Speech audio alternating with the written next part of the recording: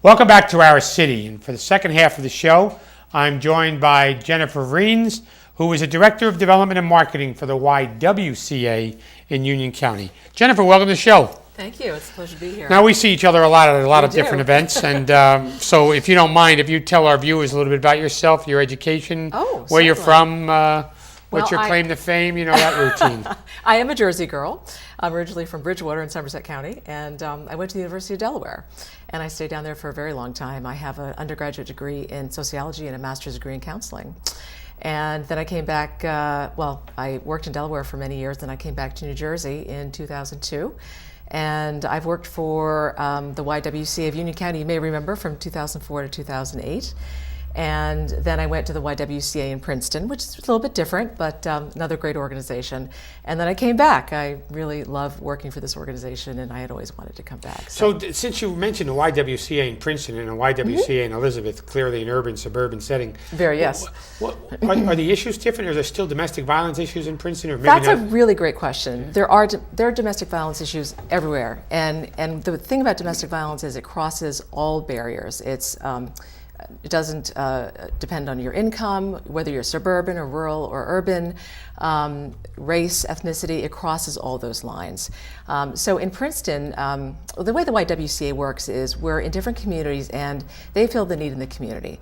Here in Union County, the need was for domestic violence services. In Princeton, they do many different kinds of things. They have a breast cancer resource center and they have child care and those kinds of things. There's a separate domestic violence agency that serves Mercer County.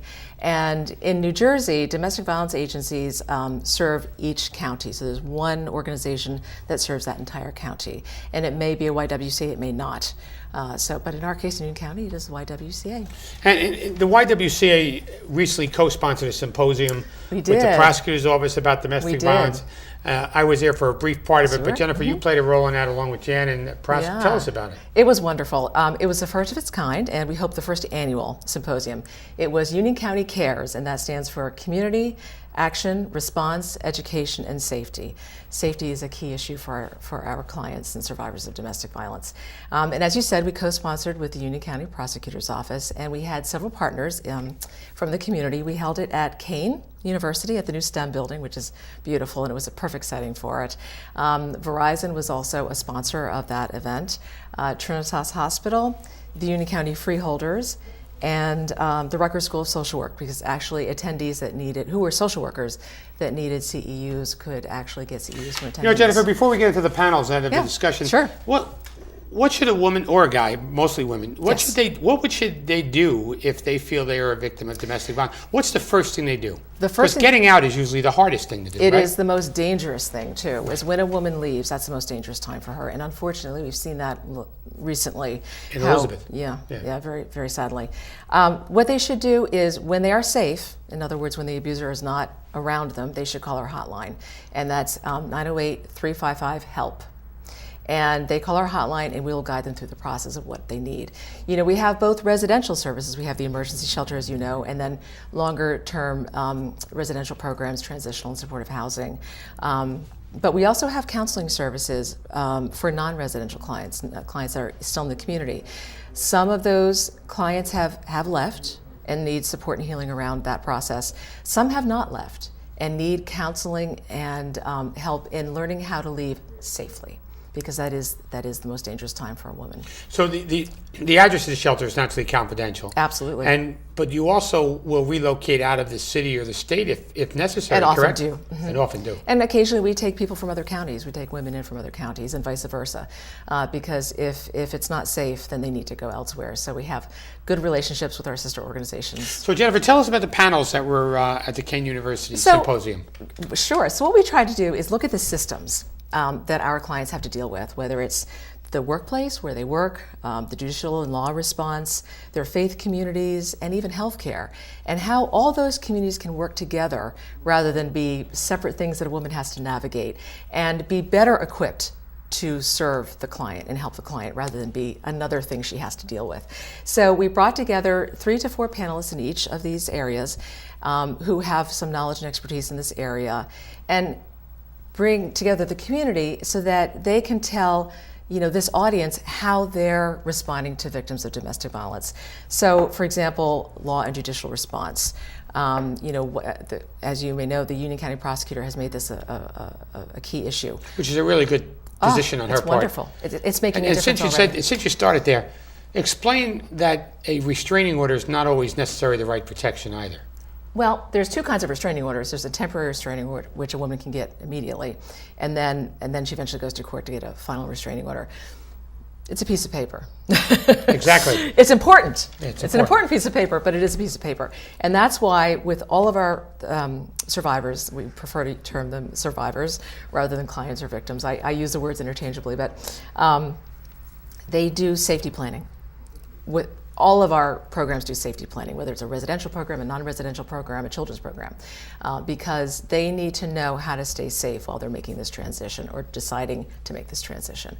So that's really key. So along with the legal piece of it, you also have to have really strong safety plans. It's important for women to have important papers, whether it's birth certificates for them, their children, and medications, school papers, et cetera, to have them available. So. And the idea for this symposium, did it come from the YWCA, the prosecutor? Was it a conversation, well, a dialogue it was a conversation, around a fireplace somewhere? How did this get started? Not quite a fireplace, but it's been a long goal for us because because the attendance was absolutely remarkable for the first time. We filled the room. Exactly. Yeah, I think there had officially there was 200 people there. There were 275 people okay, there. I was yeah, there was. It was more. There. That room held 300, and you saw the room. Yeah, it was just about full, and there were people standing in the back. So that was wonderful.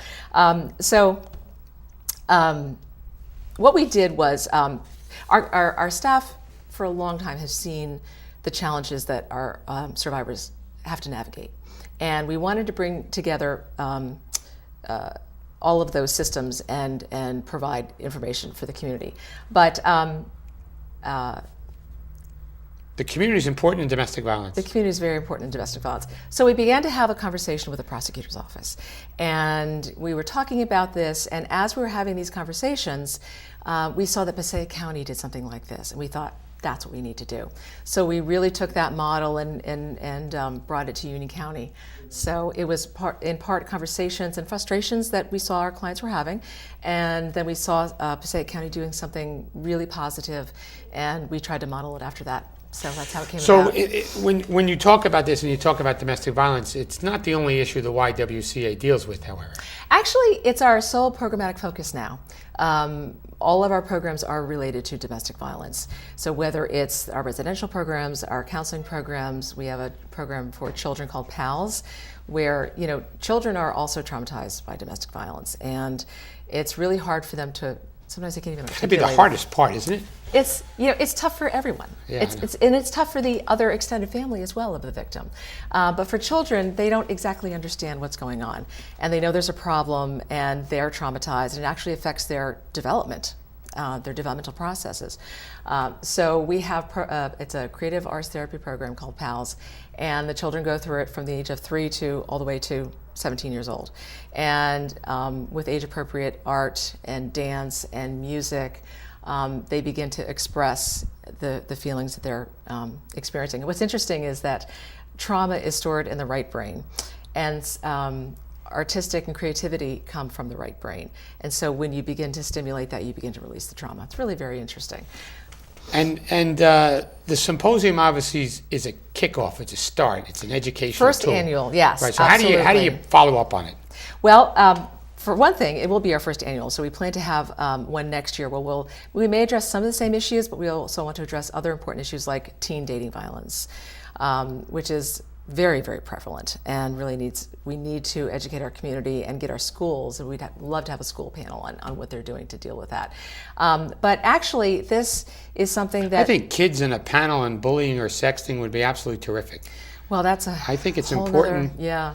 I think it's important that it starts there, because we don't have the grammar school or the grade school interaction that we used to have. Well, it's interesting that you bring up technology, because it's a whole new world with technology. And, I went through my childhood, my teens, and even in my early work life without technology. It's hard to believe. But without a computer.